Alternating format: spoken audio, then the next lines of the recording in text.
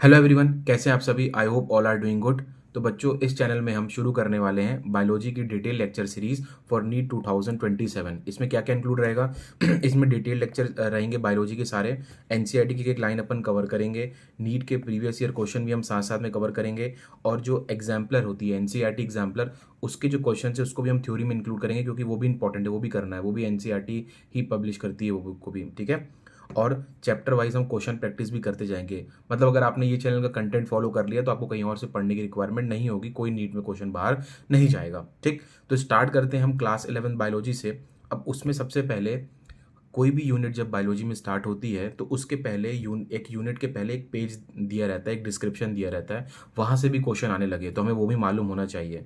तो इस पेज को अभी हम पढ़ते हैं। इसमें कुछ वर्ड ऐसे आ रहे हैं जो अभी जो यूज़ होंगे, जो आपने नहीं पढ़े हैं, तो पहले हम उसके बारे में जान लेते हैं। बेसिक इंट्रोडक्शन ले लेते हैं, टेक्सोनॉमी सिस्टमेटिक्स क्या होता है, फिर इस पैराग्राफ में हम लोग आते हैं। तो हम स्टार्ट करने वाले हैं अपने चैप्टर द लिविंग वर्ल्ड से, जो पहला चैप्टर है unit diversity in living world का। तो स्टार्ट करें, चलो। एनसीईआरटी बेटा, एनसीईआरटी बुक साथ में रख के बैठो आप। मैं आपको एनसीईआरटी भी साथ साथ में रीड कराऊंगा। बीच बीच में जो लाइंस टफ रहती हैं या समझ में नहीं आती बच्चों को, वो भी साथ साथ करेंगे, तो बुक लेके बैठिएगा, ठीक है। अच्छा, सबसे पहले मैं बात करूं, जो नीट एनटीए का सिलेबस, जो एनटीए नीट का सिलेबस जो पब्लिश करता है, वहाँ पे एक टॉपिक मेंशन है इस चैप्टर में। आप देखोगे स्टार्टिंग में, व्हाट इज़ लिविंग। क्या मेंशन है? What is living.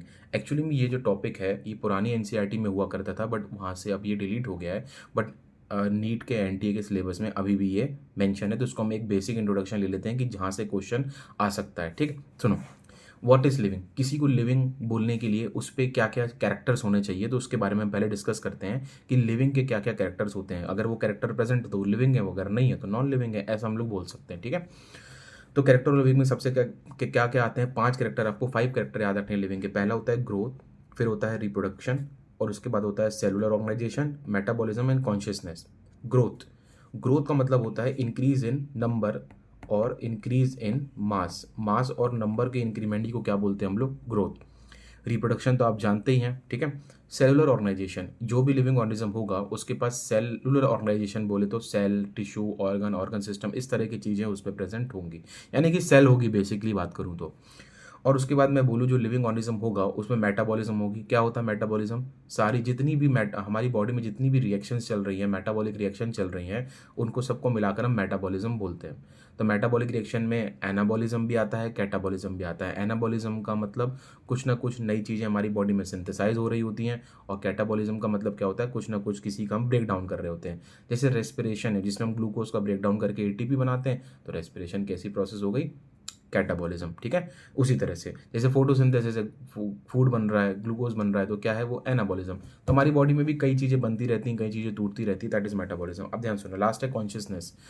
कॉन्शियसनेस के बारे में भी आते हैं, पहले समझो।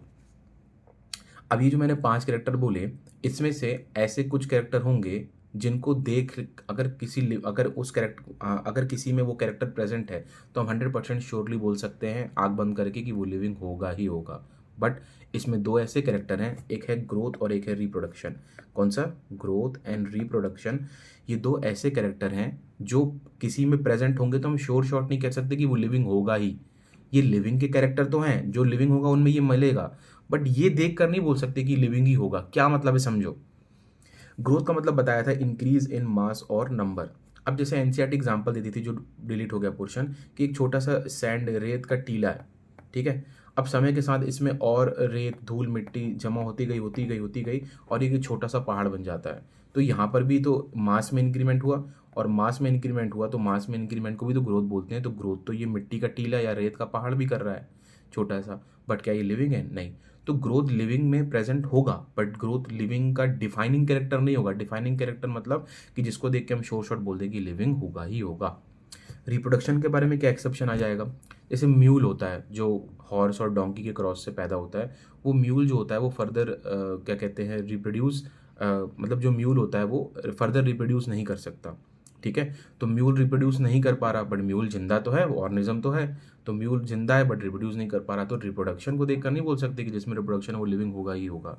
स्टराइल ह्यूमन कपल, कुछ ह्यूमन कपल ऐसे होते हैं जो स्टाइल होते हैं, जो मतलब आगे रिप्रोड्यूस नहीं कर पाते किसी भी कारणवश, नहीं कर पाते रिप्रोडक्शन, पर वो जिंदा तो हैं, मतलब लिविंग है बट रिप्रोडक्शन नहीं कर पा रहे हैं। तो रिप्रोडक्शन लिविंग में प्रेजेंट होगा बट डिफाइनिंग कैरेक्टर नहीं होगा, मतलब जिसको देखकर मैं बोल दे कि ये श्योर शॉर्ट लिविंग होगा ही होगा, ठीक है। तो याद रखना, अगर आपको बोलेगा कैरेक्टर ऑफ लिविंग तो उसमें ग्रोथ भी है, reproduction, cellular organisation, metabolism, consciousness, ये पांचों कैरेक्टर है लिविंग के, बट ग्रोथ और रिप्रोडक्शन डिफाइनिंग कैरेक्टर नहीं है। तीसरा आता है सेलुलर ऑर्गेनाइजेशन, ये श्योर शॉर्ट है, जो जिंदा होगा उसके पास सेल होगी, सेलुलर ऑर्गेनाइजेशन होगा। Cell, tissue, organ, organ system हम पढ़ते हैं ना, सेल से बनते हैं, टिश्यू से बनते हैं, मिलकर ऑर्गन, ऑर्गन से, ऑर्गन सिस्टम से पूरा ऑर्गेनिज्म बन जाता है, तो मतलब सेल होगी उसके पास, ठीक है। इसमें कोई एक्सेप्शन नहीं है। मेटाबॉलिज्म, जो भी चीज़ जिंदा है, मतलब जो भी चीज़ लिविंग है उसमें मेटाबॉलिज्म होगा। मेटाबॉलिज्म लिविंग का ही कैरेक्टर है, हम बाहर मेटाबॉलिज्म नहीं करा सकते, ठीक है।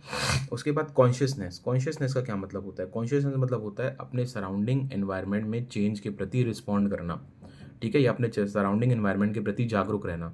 जैसे आगे अभी हम सब बैठ के यहाँ पढ़ाई कर रहे हैं, फॉर एग्जांपल अगर दो जर्मन शेफर्ड के डॉग हमारे तरफ दौड़ते हुए आ जाएं अभी, तो क्या हम बैठ के पढ़ाई करते रहेंगे? नहीं, हम यहाँ से भागेंगे।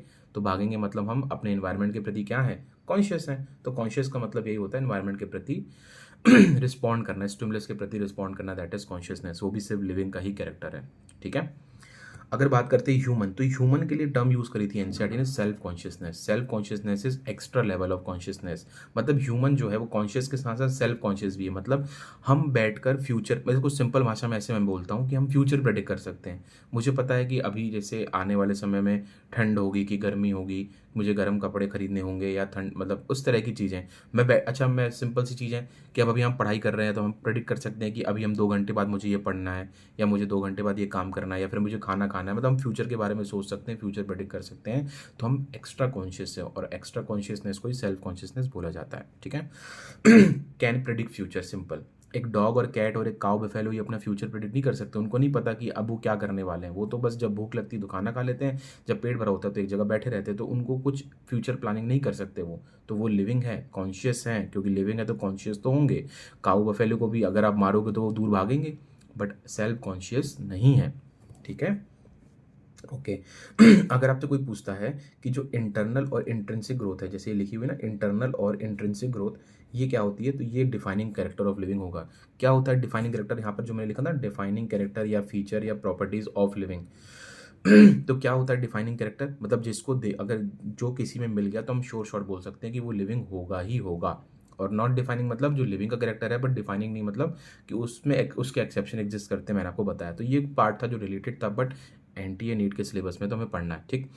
आगे अब मैंने देखा डाइवर्सिटी इन लिविंग वर्ल्ड, मतलब डाइवर्सिटी मतलब होता है डिफरेंट काइंड्स ऑफ, मतलब डिफरेंट काइंड, विभिन्नता। अब जो लिविंग है, लिविंग वर्ल्ड है हमारी, उसमें कई तरह की डाइवर्सिटी है, मतलब different kind of living organism present है। तो मैंने देखा डाइवर्सिटी तो प्लांट में भी है, डाइवर्सिटी तो एनिमल में भी है, डाइवर्सिटी तो माइक्रोब्स में भी है। Different different kind of plant है, different different kind of animal है, और different different kind of microbes है। ये मेनली 3 ही लिविंग चीज प्रेजेंट है हमारे अर्थ में, ठीक है। तो ये लिविंग की डाइवर्सिटी को क्या बोलते हैं? बायोडाइवर्सिटी। एनसीईआरटी ने मेंशन किया, तो ये भी आपको पता होना चाहिए। उसके बाद तो इतनी इतने different kind of variety of living organism है, सबको एक एक पढ़ पाना मुश्किल है। तो हम क्या करते हैं, इनके को ग्रुप बनाकर पढ़ते हैं। ग्रुप बनाकर पढ़ने का मतलब जो ऑर्गेनिज्म सिमिलर कैरेक्टर शो कर रहे हैं उनका एक ग्रुप बना दो। अब हम क्या करेंगे, एक एक ऑर्गेनिज्म को नहीं पढ़ेंगे, हम उस पूरे ग्रुप को पढ़ेंगे। अगर हमने उस पूरे ग्रुप को पढ़ लिया तो उस ग्रुप में मिलने वाले सारे ऑर्गेनिज्म को पढ़ लिया। छोटा सा एग्जांपल, जैसे प्रोकैरियोट और यूकैरियोट, हमने सारे लिविंग ऑर्गेनिज्म को न्यूक्लियस और उनके जेनेटिक मटेरियल, न्यूक्लियस, इन सारे चीज़ के बेस पे हमने डिवाइड कर दिया प्रोकैरियोट और यूकैरियोट में। तो हमने क्या किया, अगर हमने प्रोकैरियोट के कैरेक्टर पढ़ लिए तो हमने मिलने उसके अंदर आने वाले सारे लिविंग ऑर्गेनिज्म के बेसिक कैरेक्टर पढ़ लिए।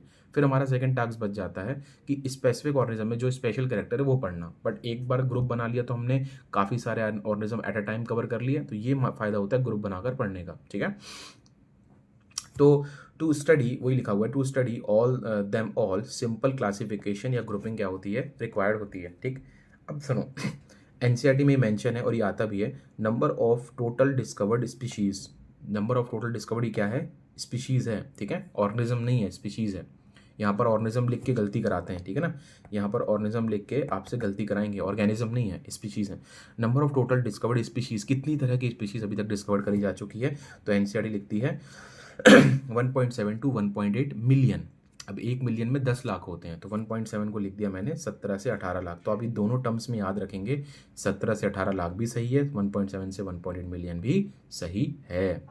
ठीक है बच्चों, चलो अब आगे बढ़ते हैं। टेक्सोनॉमी क्या होती है, ध्यान सुनना। अभी मैंने बोला कि इतने सारे लिविंग ऑर्गेनिज्म को इंडिविजुअली पढ़ पाना मुश्किल है, तो इनको हम ग्रुप बनाकर पढ़ते हैं। और जब ग्रुप बनाकर हम पढ़ते हैं तो ग्रुप कैसे बनाना है, क्या स्टेप फॉलो करना है, उसके लिए बायोलॉजी की जो ब्रांच हमें गाइड करती है कि किस तरह से ग्रुपिंग करनी है और क्या स्टेप फॉलो करने हैं, वही बायोलॉजी की ब्रांच सिंपल क्या है, टेक्सोनॉमी। तो टेक्सोनॉमी टर्म किसने दी थी, एपीडी कैंडोले ने। किसने, एपीडी कैंडोले। टर्म बस याद रखेंगे। टेक्सोनॉमी दो चीज से बनकर बना है, एक तो होता है टेक्सिस और एक होता है नॉमस। टेक्सिस मतलब क्या है, अरेंजमेंट, और नॉमस मतलब है लॉ। मतलब टेक्सोनॉमी हमें क्या करते हैं, अरेंजमेंट यानी ग्रुपिंग करने के लॉ या नियम बताती हैं कि किस तरह से आपको ग्रुपिंग करनी है, क्योंकि मनमाना ग्रुपिंग तो कर नहीं सकते हम, है ना। अच्छा, टेक्सोनॉमी प्लांट के लिए भी करी गई है और टेक्सोनॉमी एनिमल के लिए भी करी गई है। मतलब प्लांट की भी ग्रुपिंग करने के तरीके एनिमल के भी हैं। तो इसलिए प्लांट और एनिमल टेक्सोनॉमी, इन दोनों में मेजर योगदान किसका है, scientist Carolus Linnaeus, very important scientist. इन साइंटिस्ट का नाम एक दो बार और आएगा इस चैप्टर में, है ना, तो वहाँ पर हम इसको देखेंगे। ठीक है, तो फादर ऑफ टेक्सोनॉमी किनको बोला जाता है, कैरोलस लिनियस को। ठीक, कैरोलस लिनस को फादर ऑफ टेक्सोनॉमी बोला जाता है, ये आप याद रखेंगे। अब मैं देखूं कि जो प्रोसेस है क्लासिफिकेशन का, मतलब जो ग्रुपिंग का प्रोसेस है, ये जो प्रोसेस है लिखा है, मतलब ये जो ग्रुपिंग करनी है, इसके क्या क्या स्टेप्स है जो टेक्सोनॉमी ने हमें बताए हैं। तो सबसे पहले उन्होंने बोला है कि आपको जिस भी लिविंग ऑर्गेनिज्म की ग्रुपिंग करनी है, सबसे पहले आप करो कैरेक्टराइजेशन। कैरेक्टराइजेशन का क्या मतलब होता है, कैरेक्टराइजेशन में आप क्या करोगे, कैरेक्टराइजेशन में हम क्या करते हैं कि हम पहले जिस भी लिविंग ऑर्गेनिज्म को ग्रुप करने वाले हैं, हम उसमें कुछ कैरेक्टर सेलेक्ट करते हैं जिसकी मदद से हम आगे प्रोसीड करने वाले हैं। जैसे फॉर एग्जांपल हमने कुछ कैरेक्टर सेलेक्ट किए जिसकी मदद से हम उसको ग्रुपिंग करने में मदद होगा। जैसे मैंने कैरेक्टर सेलेक्ट कर लिया हाइट, मैंने कर लिया कलर, मैंने कर लिया शेप। अब इन सेलेक्टेड कैरेक्टर की मदद से मैं अपने उस ऑर्गेनिज्म को आइडेंटिफाई करूंगा। आइडेंटिफाई करने का मतलब, जैसे मैंने हाइट का कैरेक्टर चुना तो मैं आइडेंटिफाई करूंगा कि वो टॉल है कि ड्वार्फ है। ये टॉल होगा, ड्वार्फ होगा। मैंने अगर for example flower colour select किया तो फ्लावर का क्या कलर है स्पेसिफिक, अरेंजमेंट ऑफ लीफ क्या है, लीफ में क्या टाइप का, जैसे वेनेशन होता है, रेटिकुलेट, पहले मतलब कुछ भी जो कैरेक्टर सेलेक्ट किया मैंने, पहले कैरेक्टर सेलेक्ट करना, कैरेक्टराइजेशन, उस कैरेक्टर की मदद से अपने सामने वाले ऑर्गेनिज्म जिसको क्लासीफाई करने वाले हैं उसको आइडेंटिफाई करना कि वो कैसा है, आइडेंटिफिकेशन, सिंपल। अच्छा, आपने आइडेंटिफाई भी कर लिया। अब आपने जो कैरेक्टर आइडेंटिफाई किए हैं उसके बेसिस में हम उसको क्या देंगे, नामकरण करेंगे, उसका करेंगे नॉमनक्लेचर। नॉमनक्लेचर मतलब उसको नाम देंगे। अब याद रखना, नाम देने के लिए हमने जो कैरेक्टर आइडेंटिफाई किए हम उन्हीं का यूज़ करेंगे। जैसे नॉमनक्लेचर में लिखा है naming of organism, naming of organism on the basis of identified character. Naming of organism on the basis of identified character ही क्या है, कैरेक्टराइजेशन। ठीक है, एक बार कलर चेंज कर लेते हैं इसका, कैरेक्टराइजेशन है, सॉरी नॉमनक्लेचर है। Naming of organism on the basis of identified character ही क्या है, नॉमनक्लेचर। मतलब जो कैरेक्टर आपने आइडेंटिफाई किया उसके हिसाब से नाम देना है। जैसे एग्जांपल देता हूँ मैं आपको, आलू का नाम पता है, आलू का क्या होता है, सोलेनम ट्यूबरोसम। ठीक है, सोलेनम ट्यूबरोसम, ये किसका नाम होता है, आलू का। अब यहाँ पर जो ट्यूबरोसम आ रहा है वो आ रहा है ट्यूबर से। ट्यूबर मतलब मालूम है, ट्यूबर मॉडिफिकेशन होता है, जो पोटैटो है अंडरग्राउंड स्टेम होता है, उसमें ट्यूबर होता है, वही अंडरग्राउंड स्टेम है, तो वहाँ से बढ़ा है। मतलब आलू के जो कैरेक्टर है कि वो एक अंडरग्राउंड स्टेम है, उस चीज़ को हमने नाम में इंक्लूड कर दिया। एप्पल का नाम होता है पायरस मेलस। ठीक है, एप्पल का नाम है पायरस मेलस, तो पायरस मेलस में मेलस आ रहा है क्योंकि एप्पल में मैलिक एसिड, एक ऑर्गेनिक एसिड है, मैलिक एसिड मिलता है। तो जो कैरेक्टर उसमें प्रेजेंट है उसी के वो यूज़ करते हुए नाम देना है, मनगढ़ंत नाम नहीं देना है। ठीक है, तो naming of organism on the basis of identify character हो गया, जो कैरेक्टर आइडेंटिफाई किया उसका नाम दे दिया, और फिर अंत में हम उसका कर देंगे क्लासिफिकेशन। ठीक, अब क्लासिफिकेशन में क्या करेंगे हम, ग्रुपिंग ऑफ सिमिलर ऑर्गेनिज्म। अब हमने जो कैरेक्टर नाम दे दिया उसके बाद अब जो ऑर्गेनिज्म सिमिलर कैरेक्टर शो करते हैं उनका ग्रुप बनाना स्टार्ट कर दिया। तो मुझे जल्दी से बता दो टेक्सोनॉमी के कितने हमने क्या क्या स्टेप पढ़े। सबसे पहले कैरेक्टराइजेशन, उसके बाद आइडेंटिफिकेशन, नॉमनक्लेचर, क्लासिफिकेशन। कैरेक्टराइजेशन बोलो मेरे साथ, आइडेंटिफिकेशन, नॉमनक्लेचर और क्लासिफिकेशन। अब ध्यान सुनना, अगर आपसे पूछा जाए नीट का पुराना क्वेश्चन बताता हूँ, फर्स्ट स्टेप ऑफ टेक्सोनॉमी, पहला पूछा जाए फर्स्ट स्टेप ऑफ टेक्सोनॉमी, तो ऑप्शन में अगर कैरेक्टराइजेशन है तो क्या टिक करोगे आप, कैरेक्टराइजेशन। इसको मैं मेंशन करता हूँ यहाँ पे, अगर ऑप्शन में कैरेक्टराइजेशन है तो आप क्या टिक करोगे, कैरेक्टराइजेशन। बेटा इसको नोट कर लेना, ठीक है। अगर आपसे कोई पूछता है फर्स्ट स्टेप ऑफ टेक्सोनॉमी, तो फर्स्ट स्टेप ऑफ टेक्सोनॉमी अगर ऑप्शन में कैरेक्टराइजेशन है तो क्या टिक करोगे, कैरेक्टराइजेशन को टिक करोगे। अब यदि ऑप्शन में कैरेक्टराइजेशन नहीं है तो आप क्या टिक करोगे, आइडेंटिफिकेशन। एक पुराना क्वेश्चन था नीट में, उसमें आइडेंटिफिकेशन, नॉमेनक्लेचर, क्लासिफिकेशन ऑप्शन में था और एक ऑप्शन में था डिस्क्रिप्शन ऑफ ऑर्गेनिज्म। डिस्क्राइब तो हम हर स्टेप में कर रहे हैं ना, कैरेक्टराइजेशन में भी, आइडेंटिफिकेशन में भी, नॉमेनक्लेचर में भी, क्लासिक, हर स्टेप में हम ऑर्गेनिज्म को डिस्क्राइब तो कर ही रहे हैं ना, तो डिस्क्रिप्शन ऑफ ऑर्गेनिज्म ऑप्शन जाएगा। तो उसका आंसर आइडेंटिफिकेशन गया था क्योंकि कैरेक्टराइजेशन ऑप्शन में नहीं था। बट यदि कैरेक्टराइजेशन ऑप्शन में है तो उसको पहली प्रायोरिटी देनी है, तो कैरेक्टराइजेशन हमेशा किस में रहेगा, फर्स्ट प्रायोरिटी में रहेगा, और सेकंड प्रायोरिटी में आइडेंटिफिकेशन रहेगा, ठीक है। अच्छा, दूसरी चीज़, अगर आपको कोई पूछता है कि first step of taxonomy for non organism, first step of taxonomy for non organism, कोई नॉन ऑर्गेनिज्म है उसके लिए पहला स्टेप क्या होगा, तो कोई नॉन ऑर्गेनिज्म है मतलब उसका कैरेक्टराइजेशन किया जा चुका है, अब उसे बस आइडेंटिफाई करना है। तो नॉन के लिए फर्स्ट स्टेप होता है आइडेंटिफिकेशन, जो नॉन है उसके लिए फर्स्ट स्टेप होता है आइडेंटिफिकेशन, फर्स्ट स्टेप आइडेंटिफिकेशन। अगर कोई पूछे अननोन ऑर्गेनिज्म, अननोन ऑर्गेनिज्म के लिए पहला स्टेप होता है कैरेक्टराइजेशन। अननोन स्टेप के लिए, अननोन ऑर्गेनिज्म के लिए पहला स्टेप क्या होगा, कैरेक्टराइजेशन। तो अननोन के लिए कैरेक्टराइजेशन, क्योंकि जो अननोन है तो उसको पहले आप कैरेक्टराइज करोगे, फिर आइडेंटिफाई करोगे, फिर बाकी की कहानी। तो अननोन के लिए टिक करना है पहला स्टेप कैरेक्टराइजेशन, ऑप्शन में और कुछ भी हो। और नोन के लिए, जो पहले से नोन है मतलब उसको कैरेक्टराइज किया जा चुका है, बस आइडेंटिफाई करके आगे बढ़ना है। तो जो नॉन ऑर्गेनिज्म है उसके लिए पहला स्टेप क्या होता है, आइडेंटिफिकेशन। हालांकि इतना आपको नहीं पूछेगा, आपको बस ये पूछ सकता है पहला स्टेप कैरेक्टराइजेशन ऑप्शन में तो वो टिक करना, वो नहीं है तो आइडेंटिफिकेशन टिक कर देना, ठीक है। तो ये हमने अभी पढ़ा टेक्सोनॉमी के बारे में कि टेक्सोनॉमी क्या होती है, कैसे होती है, ठीक है। अब ध्यान सुनो, आगे बढ़ते हैं हम लोग, ठीक है बेटा। तो ये पूरा हमने पढ़ा अभी टेक्सोनॉमी के बारे में, और आगे बढ़ते हैं, ठीक। अच्छा हाँ, इसमें एक पॉइंट और रह गया, सुनो। मैंने बोला था आपसे कि हमने कर लिया है टेक्सोनॉमी के चारों स्टेप फॉलो, ठीक। ओके, अब ध्यान सुनो, एक टर्म आता है एफिनिटी। एफिनिटी क्या होता है, जब मैंने ग्रुपिंग कर दी है ऑर्गेनिज्म की, अब मैंने क्या किया, एक ग्रुप को उठाया, एक ग्रुप में कई सारे ऑर्गेनिज्म हैं, एक ग्रुप को उठाया उसमें कई सारे ऑर्गेनिज्म हैं, ठीक है। अब एक ग्रुप में ये कई सारे ऑर्गेनिज्म प्रेजेंट है, अब इतने सारे ऑर्गेनिज्म में, एक अब ग्रुप में तो कई सारे ऑर्गेनिज्म हो सकते हैं। अब क्या करना है, अपनी क्लासिफिकेशन को और बेहतर बनाने के लिए हम क्या करेंगे, इन ऑर्गेनिज्म जो है इसमें से भी अंदर ही अंदर, ग्रुप के अंदर भी सब ग्रुप बना देंगे। सब ग्रुप बना के क्या करेंगे, जैसे मानो मैंने बनाया सब ग्रुप ए और सब ग्रुप बी, सब ग्रुप ए और सब ग्रुप बी बनाया। अब इसमें मैं उनको रख दूंगा एक ग्रुप में जो ज़्यादा सिमिलरिटी शो कर रहे हैं। हो सकता है कि मेरे एक ग्रुप मैंने बनाया उसमें 500 ऑर्गेनिज्म आ गए। अब उन 500 में हो सकता है ना कि जो 200 हो वो ज़्यादा आपस में सिमिलरिटी शो कर रहे हो, बाकी बचे हुए 300 में से, है ना, 200 जो है वो ज़्यादा सिमिलरिटी शो कर रहे हो, बाकी बचे 300 में से, टोटल 500 थे। तो उन 200 का सब ग्रुप बना के उनको एक ग्रुप में, एक सब ग्रुप में डाल दिया, बचे हुए 300 का बना के अलग सब ग्रुप में डाल दिया। अब इन 300 में देखा कि जो 100 ऑर्गेनिज्म थे वो ज़्यादा आपस में एक दूसरे से सिमिलरिटी शो कर रहे हैं बचे हुए 200 में से, तो इसको, इसका एक अलग से सब ग्रुप बनाकर मैंने बी नाम दे दिया। मतलब ग्रुपिंग के अंदर भी सब ग्रुपिंग कर दो ऑन द बेसिस ऑफ जो ज़्यादा सिमिलरिटी शो कर रहे हैं, इसी को बोलते हैं एफिनिटी। तो एफिनिटी हम करते हैं, क्या लिखा है मैंने, एफिनिटी मतलब होता है इंटर रिलेशनशिप, ठीक। इंटर रिलेशनशिप मतलब आपस में संबंध देखना, पर किसके बीच में, सेम ग्रुप के बीच में, है ना, among organism of same group, same group के बीच में भी और आपस में रिलेशन देखकर हम और इस ग्रुप के भी सब ग्रुप बनाते थे ताकि क्लासिफिकेशन और हमारा बेहतर हो जाता है, ठीक है। तो इंपॉर्टेंट ड्यूरिंग क्लासिफिकेशन, क्लासिफिकेशन के दौरान सबसे ज़्यादा क्या इंपॉर्टेंट है कि आप एफिनिटी का भी यूज़ करें। ग्रुपिंग के दौरान सबसे क्या ज़्यादा ज़रूरी है, ग्रुपिंग या क्लासिफिकेशन के दौरान सबसे इंपॉर्टेंट है कि आप एफिनिटी का भी यूज़ करें। एक क्वेश्चन आता है, पुराना बताता हूँ नीट का, पूछते हैं कि बिफोर क्लासिफिकेशन, बिफोर क्लासिफिकेशन क्या इंपॉर्टेंट है, क्लासिफिकेशन के पहले क्या इंपॉर्टेंट है, आइडेंटिफिकेशन। पहले आइडेंटिफाई करोगे तब तो क्लासिफिकेशन करोगे, बट ड्यूरिंग क्लासिफिकेशन क्या इंपॉर्टेंट है, एफिनिटी। तो ये दो बातें आती, ध्यान रखेंगे, बिफोर आइडेंटिफिकेशन, ड्यूरिंग क्लासिफिकेशन क्या इंपॉर्टेंट है, आपकी एफिनिटी। तो एफिनिटी वर्ड भी एनसीईआरटी मेंशन, ध्यान रखेंगे, ठीक है। चलो फिर आगे बढ़ते हैं, और आगे बढ़ते ही चले जाएंगे हम लोग, ठीक है। सुनो बेटा, एनसीईआरटी भी रखेंगे, ठीक है, अब ये पढ़ेंगे। अब ध्यान सुनो, एक एनसीईआरटी में अगेन टर्म आती है बेटा, हम जो सीक्वेंस फॉलो कर रहे हैं ना उसी सीक्वेंस में आपको पढ़ना है। एनसीईआरटी में थोड़ा सीक्वेंस मिस्टेक है, कभी कुछ पहले बाद में, तो हम जो सीक्वेंस फॉलो कर रहे हैं उससे आपको दिमाग में इमेज भी बनती जाएगी, है ना।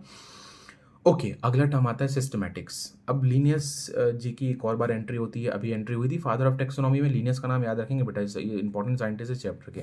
अब दूसरा आता है अपना सिस्टमैटिक, दूसरा आता है सिस्टमैटिक। ये भी टर्म किसने दी है, लीनियस नहीं दी है, सिस्टमैटिक टर्म्स, ठीक। Systematic terms derive from Latin word Systema, किससे डिराइव हुआ है? लैटिन वर्ड सिस्टमा से, जिसका मतलब होता है सिस्टमैटिक अरेंजमेंट ऑफ ऑर्गेनिजम्स।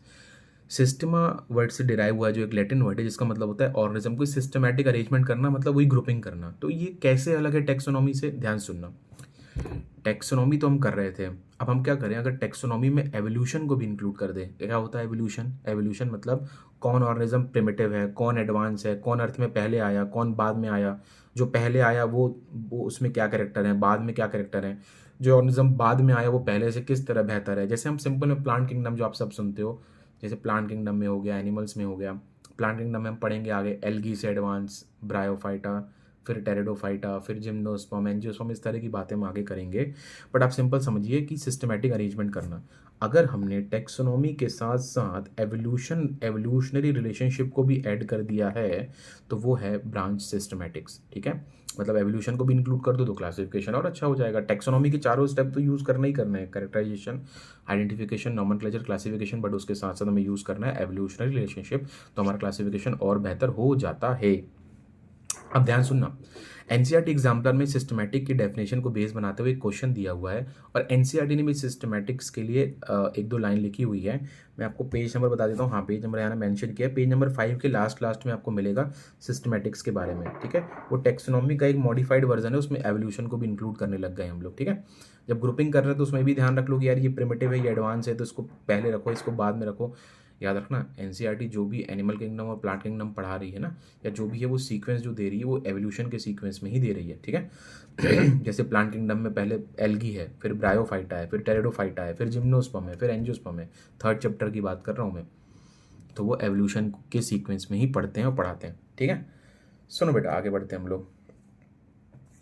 तो मैं बोल रहा था सिस्टमैटिक्स। अब सिस्टमैटिक्स डेफिनेशन क्या होती है? सिस्टमैटिक्स क्या समझते हो आप लोग? टेक्सोनॉमी यानी कि different kind of living organism या उनमें मिलने वाली डाइवर्सिटी को स्टडी करना, different kind of living organism मिलने वाले और उनमें मिलने वाली डाइवर्सिटी को स्टडी करना, उनकी ग्रुपिंग करना, यही तो टेक्सोनॉमी में कर रहे थे। साथ साथ उनके बीच का हम रिलेशनशिप यानी कि एवोल्यूशनरी रिलेशनशिप को भी इंक्लूड करेंगे। आप सुनना ध्यान से। तो सिस्टमैटिक की डेफिनेशन जो है, कलर चेंज कर लेंगे हम लोग ताकि कुछ अच्छे से दिखे आपको। तो सिस्टमैटिक क्या होता है? Study of different kind of organism and their diversity, मतलब डिफरेंट काइंड ऑफ ऑर्गेनिज्म को पढ़ना और उनमें मिलने वाली डाइवर्सिटी को पढ़ना। वही उसी के लिए तो हम ग्रुपिंग कर रहे थे taxonomy. Along with relationship among them, याद रखना ये किस रिलेशनशिप की बात एनसीईआरटी कर रही है? ये बात करी जा रही है एवोल्यूशनरी रिलेशनशिप की। तो वहाँ पर एनसीईआरटी में लिख लेना ये रिलेशनशिप एवोल्यूशनरी है। एनसीईआरटी ने जब आप पेज टर्न करके पढ़ोगे ऊपर ही ऊपर, तो वहाँ लास्ट में लिखा है कि सिस्टमैटिक इंक्लूड एवोल्यूशनरी रिलेशनशिप। ठीक है, अब ये भी समझो ध्यान से। ये आपकी ये जो अगली डेफिनेशन लिखी है ये एनसीईआरटी एग्जाम्पलर्स है, ये जो व्हाइट कलर से लिखा हुआ है ना, ये आपके एनसीईआरटी एग्जाम्पलर्स है, याद रखेंगे।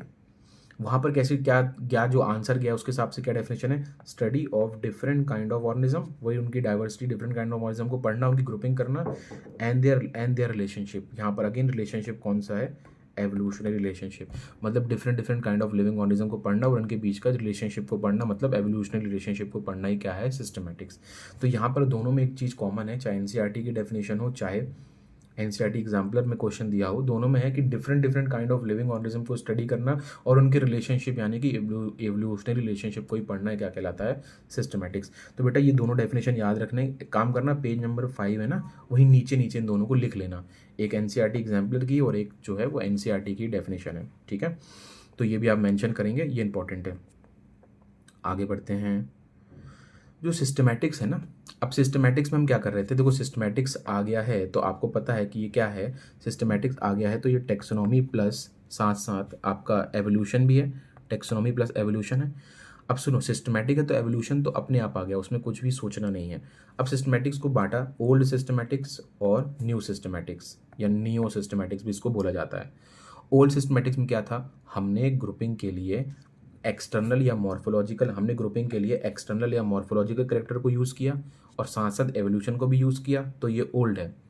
न्यू टेक्सोनॉमी में क्या करते हैं? क्लासिफिकेशन को और बेहतर बनाने के लिए हम एवोल्यूशन तो यूज़ कर रहे हैं, एक्सटर्नल करेक्टर के साथ साथ इंटरनल करेक्टर ऑफ ऑर्गेनिज्म भी यूज़ कर लेते हैं ताकि हमारी जो ग्रुपिंग हो और बेहतर हो जाए। ठीक, तो एक्सटर्नल के साथ जब इंटरनल यूज़ करोगे तो वो जो ब्रांच है वो है न्यू और नियो सिस्टमैटिक्स। एक्सटर्नल के साथ क्या यूज़ करेंगे?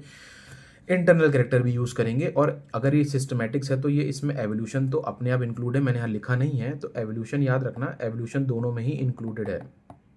ठीक है, एवोल्यूशन यहाँ भी इंक्लूडेड है और यहाँ भी इंक्लूडेड है, एवोल्यूशन दोनों में ही इंक्लूडेड है बेटा। ठीक है, तो इंटरनल कैरेक्टर में क्या क्या आ जाएगा, इंटरनल कैरेक्टर में आ जाएगा साइटोलॉजिकल। अगर हम सेल का स्ट्रक्चर यूज़ कर ले, सिंपली बात करूँ प्रोकैरियोट यूकैरियोट, हम हिस्टोलॉजिकल टिश्यू रिलेटेड फैक्टर भी यूज़ कर लें क्लासिफिकेशन के दौरान। फाइटोकेमिस्ट्री, प्लांट में मिलने वाले केमिकल्स, जैसे कुकुरबिटेसी है, ककड़ी, खीरा, तुरई, कड़वे होते हैं। ठीक, और जैसे रेडिश है उसमें एक पंजेंट स्मेल, तो प्लांट में मिलने वाले केमिकल को अगर यूज़ कर लें दैट इज़ फाइटोकेमिस्ट्री। एम्ब्रियोलॉजिकल यानी कि एम्ब्रियो डेवलपमेंट, एम्ब्रियो किस तरह से डेवलपमेंट हो रहा है, जाइगोट से जो एम्ब्रियो बनता है उसका डेवलपमेंट को भी हम यूज़ कर लें अपने क्लासिफिकेशन के लिए। एनसीईआरटी ने मेंशन किया, कहाँ बताता हूँ अभी, क्वेश्चन भी आया नीट में। इकोलॉजिकल एनवायरनमेंट रिलेटेड कैरेक्टर हम यूज़ कर लें अगर अपनी स्टडी में, तो हमारा क्लासिफिकेशन और बेहतर होगा। तो सिस्टमैटिक्स की दो ब्रांच, एक तो ओल्ड मतलब जिसमें एक्सटर्नल कैरेक्टर को यूज़ कर रहे हैं अलॉन्ग विद एवोल्यूशनरी रिलेशनशिप, और एक यूज़ कर रहे हैं न्यू या न्यू सिस्टमैटिक जिसमें एक्सटर्नल के साथ इंटरनल कैरेक्टर भी यूज़ कर रहे हैं और एवोल्यूशन तो यूज़ कर ही रहे हैं। इंटरनल कैरेक्टर में क्या क्या इंपॉर्टेंट है, इसको एनसीईआरटी ने किस तरह से लिखा है ध्यान सुनना, और नीट में क्वेश्चन भी आया 2-3 साल पहले। सुनना, पेज नंबर कहाँ पे दिया हुआ है, उसी पेज नंबर 5 में जहाँ पर आप सिस्टमैटिक पढ़ रहे थे उसके ऊपर एक पैराग्राफ दिया हुआ है। मैं पैराग्राफ पढ़ता हूँ क्या है, उसमें लिखा हुआ है एक्सटर्नल एंड इंटरनल स्ट्रक्चर। ठीक है, along with structure of cell, structure of cell मतलब साइटोलॉजिकल, एक्सटर्नल के साथ साथ इंटरनल बोल दिया, साइटोलॉजिकल।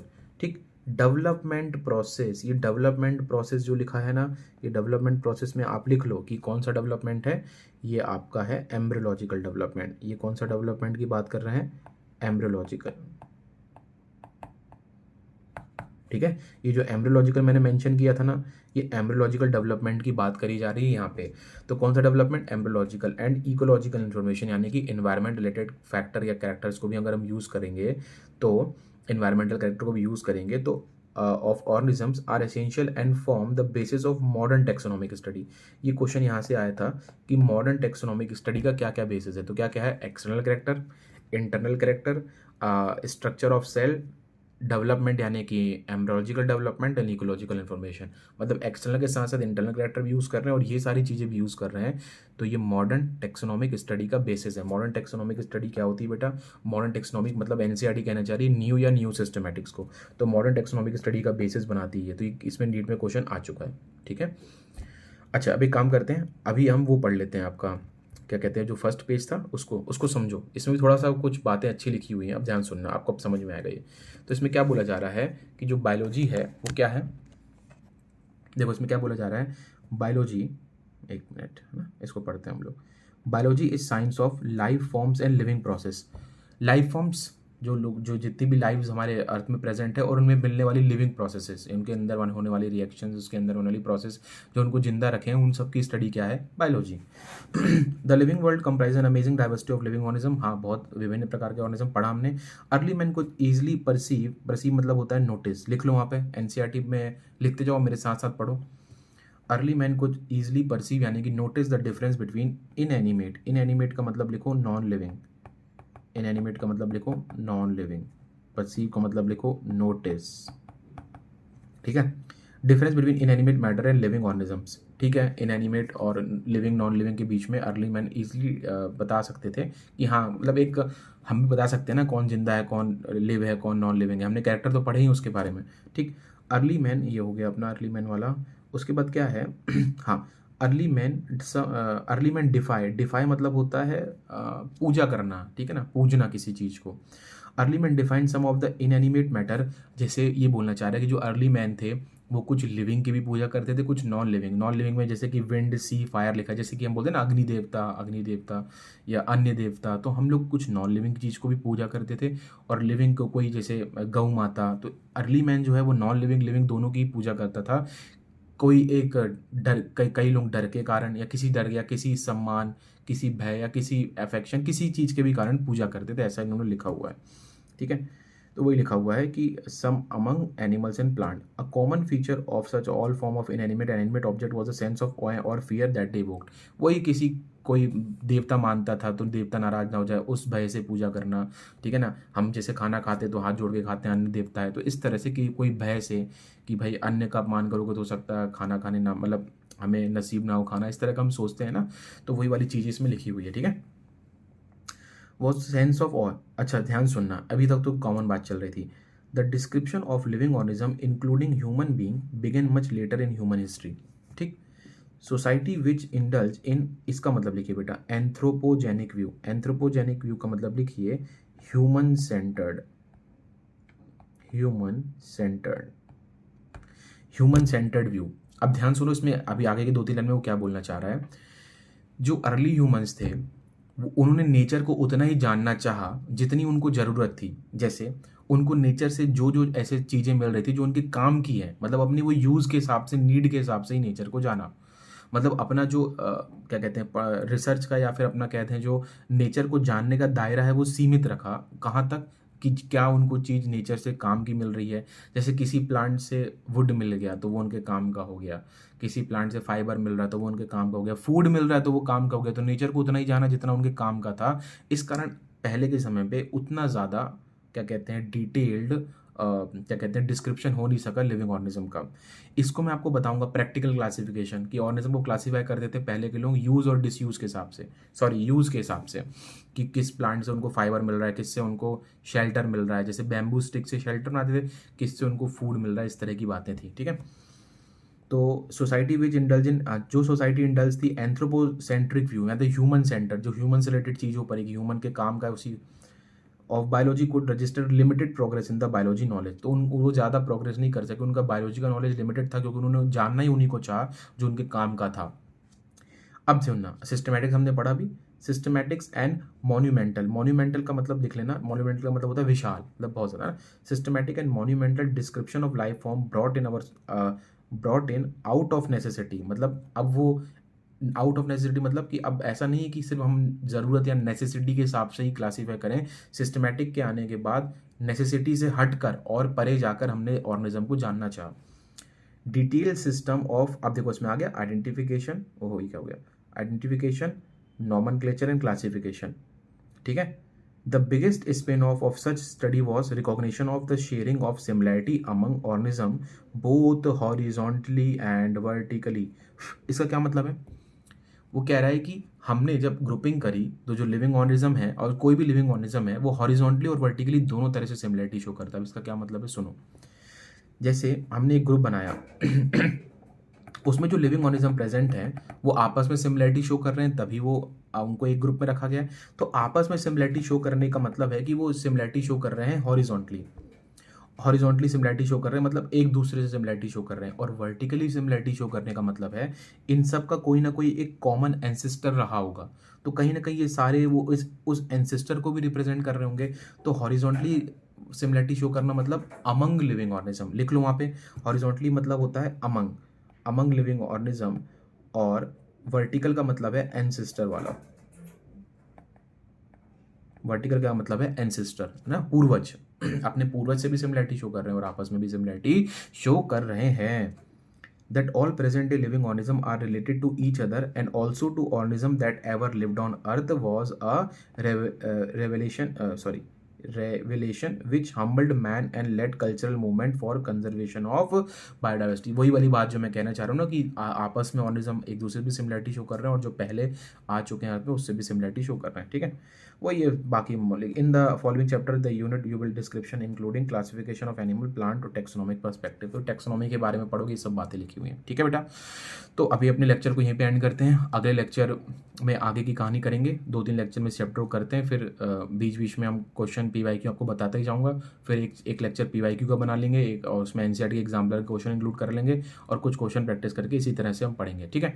तो तब तक के लिए पढ़ते रहिए। All the best.